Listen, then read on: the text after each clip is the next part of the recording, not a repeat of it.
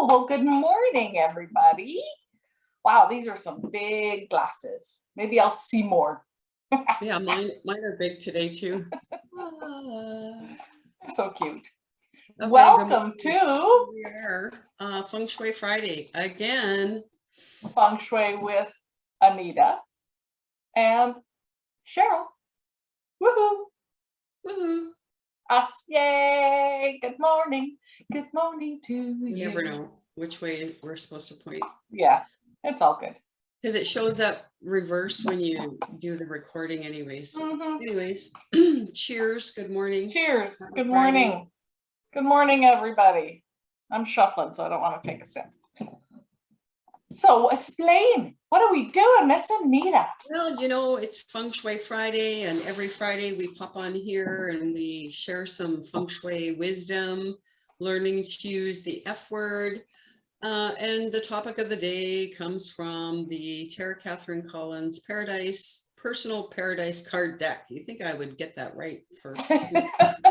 After, 48 or 50 times plus. I think this is, yeah, we're coming on to almost a year. Good morning, Paula. Right? Nice to have you join us. Sorry, who's joining us? Good morning. Paula. Nice. And I think Paula's joining us tomorrow morning too, isn't she? I think for so. Vision Quest. That's gonna be so fun. And there's our friend Sandra. We haven't seen her for a long time. Oh my gosh. And she actually, this is Sandra from Rimby, the store. Yes, well, it is. She posted yesterday about vision boards, coincidentally. So I said, are you joining us this weekend? And she's probably responded and I haven't got back to her. I don't know. Okay. And so why do we wear these funny glasses? Because we want to teach you how to look at your possessions through your Feng Shui eyes. Start looking at things energetically. So obviously the card just like flew. Yeah, it flew. And interestingly, well, there's so much we can talk about this card. So I don't know that I want to do a second card. Okay, but let's I'm going just to take a quick glance because I don't think this one has come out by itself. Okay, well, we'll just do one then. Whatever you're led to do. Yeah, I'm led to do, and it's by itself. It is the number 45 card, the Bagua.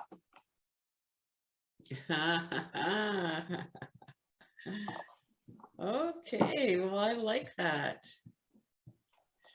Very cool. Where are we going to start with that one? Well, where do we always start with the Bagua? Well, but you know what? Maybe there's somebody listening here that doesn't know what the heck the Bagua is. Oh, well, valid point. So why don't we start with what is the Bagua, Anita? So the Bagua is a tool that we use in Feng Shui to map the energetic meridians or the grid of the home.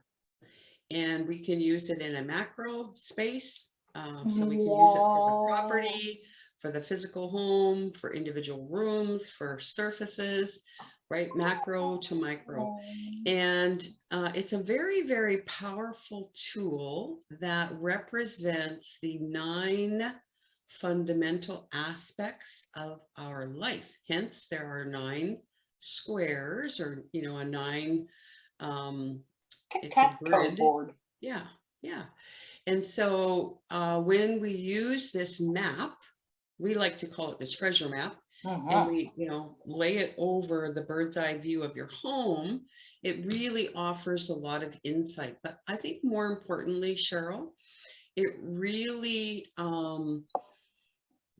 gives us that insight into what areas or aspects of our life that we want to magnetize and or attract different results. And so we can do that energetically in our home by using the Bagua. Cool. And so, yeah, that's kind of the short and skinny on it. However, where did that information, where did it all come from? Well, I believe, and you can absolutely correct me if I'm wrong, but I'm pretty sure it came from the I Ching. Yay, I do retain. Yeah, so the wisdom of the Bagua came to us from the Book of Divination, also known as the Book of Changes, called the I Ching. Oh, and that word The just I scares people. Ching has 64 trigrams, which again offer insight. It's kind of like the ancient Text. divination, the Book of Divination, right? And so then the 64 trigrams, there are actually 8 of those that repeat. And so Feng Shui borrowed that wisdom, and hence we have the Bagua. And of course, the Bagua also has interpretation from the 5 elements. The 5 elements that we use in Feng Shui came to us from the TCM, or traditional Chinese medicine. So yeah, it's, you know, kind of a blending incorporation of all of these things, but it is a very, very powerful tool. It is so. And for those of you who have are familiar with the form school that Anita and I practice, which is the Western School of Feng Shui, Essential Feng Shui, you'll notice that sometimes you'll see it in a square or rectangular, right? So this can change shape. The main thing is that you have 9. Can you tell? 9. I feel like a 3-year-old. I go free. I'm going to be free. 9 equal sections. Guas is what they're called, bagua. So a bagua is, or a gua is an area or a section of it. In other forms of feng shui, like the compass school forms of feng shui, you'll see it in an octagon. So then 8-sided. So just so that you're aware, there are different schools of feng shui, but we all use the bagua. Right. We all use the Bagua, and you know, the word Bagua means 8 trigrams, right? Because there are 8 repeating trigrams from the 64 trigrams in the Book of the I Ching. So, cool. You know, there's some little history on that as well. There you go. And the only difference between the different schools of thought using the Bagua is, as Essential Feng Shui practitioners, we use it in a non-directional approach, whereas, you know, traditional Feng Shui or compass school Feng Shui uses it based on the lunar calendar year, which is coming up, right? The Chinese New Year. And so every year, the direction of the Bagua changes or shifts for those schools of thought. However, what's really interesting is it doesn't matter which school of thought you follow. When you use the Bagua, either in a directional or non-directional approach, you're always going to get results. Isn't that interesting? So one would think then it all boils down to energy flow in your space. Yeah, energy flow, it's our intention. It's a lot of the things that we teach in our workshops, you know, about where the energy goes, you know, that sort of thing. So yeah, it is very interesting. But anyways, we love to use the Bagua, and all the time. We're going to be using it in our Vision Quest workshop, which is tomorrow. For those of you watching this, that's January 22nd, and there's still time to register, morning or afternoon. Couple options for you. So with the Bagua, let us just talk. So quite often we will start when we're talking about the Bagua right here with the health and family. And we work our way in a clockwise direction around the Bagua. So let's just talk a little bit, Anita, why we refer to and start with the health and family all the time. Look at that, you're wearing green glasses today. Yeah, you know what, we start with the health and family because that is our foundation, or it's a fundamental piece that helps move all the other cogs in the wheel, right? And so we could actually look at the Bagua as being circular, and so the energy in nature always moves in a circle, and that's why we go in the clockwise direction.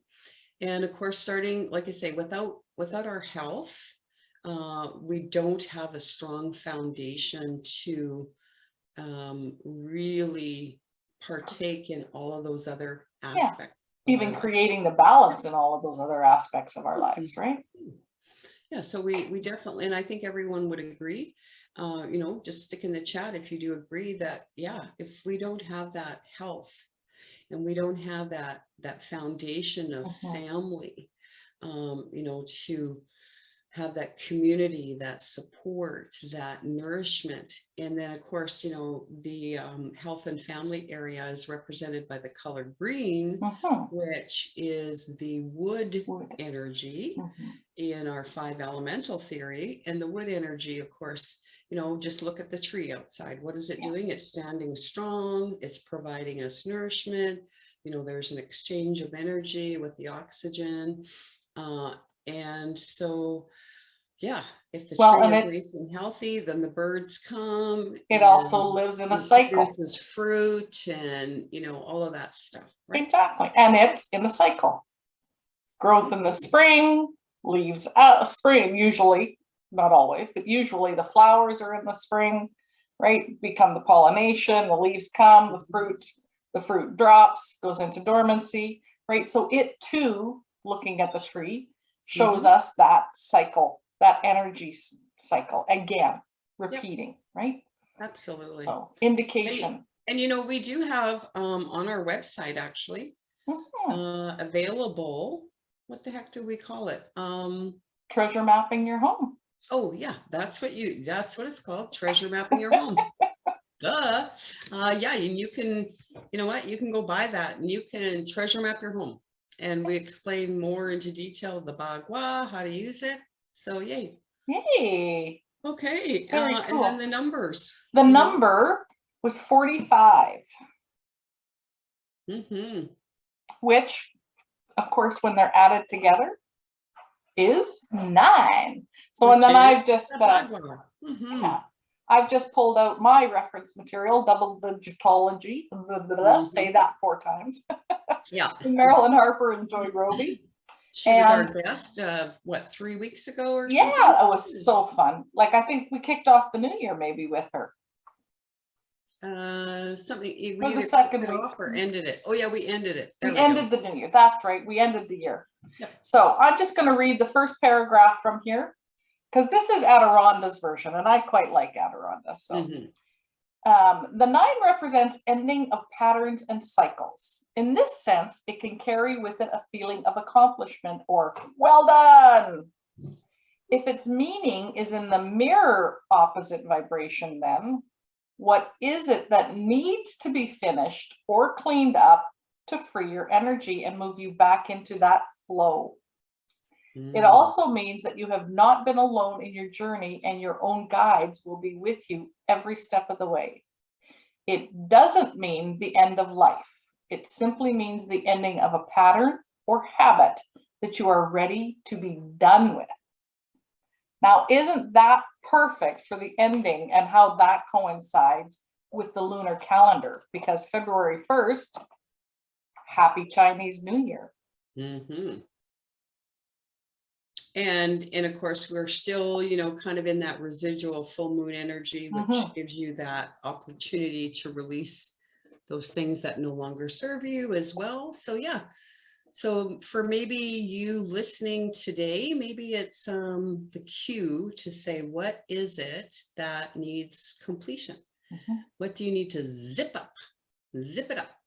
And it could be projects. It could be relationships. It could be business, health matter, paperwork, whatever it is for you.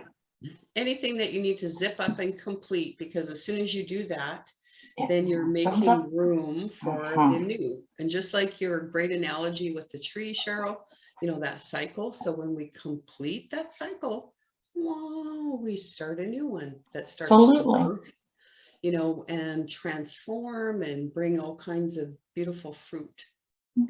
Into fruition, which is also perfectly timed. I love how the universe works because you can't make it up. You guys saw the card fly out of the deck. Like literally it landed over by my bookshelf. Our vision quest.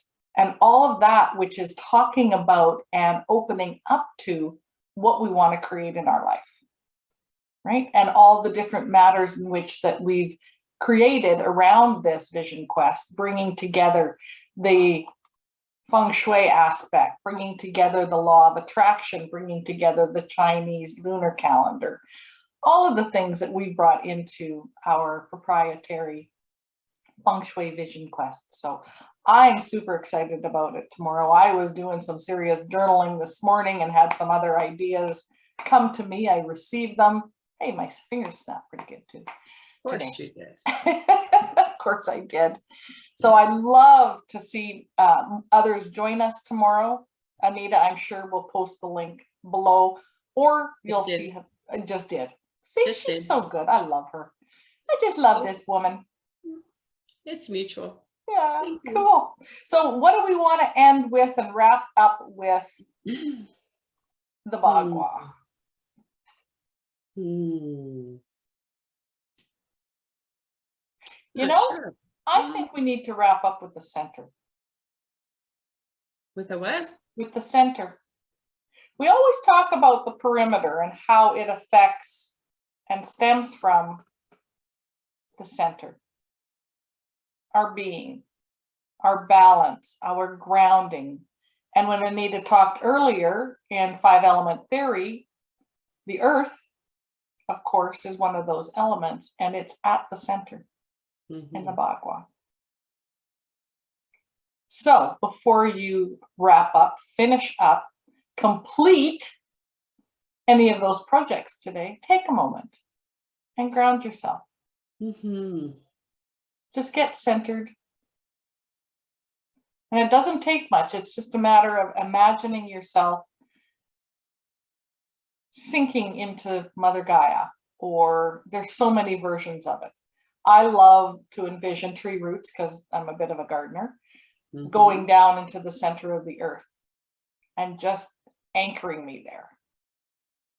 What do you use, Anita? I use chocolate. Chocolate, yeah. Chocolate will ground you. So yeah, I just use chocolate. Yeah.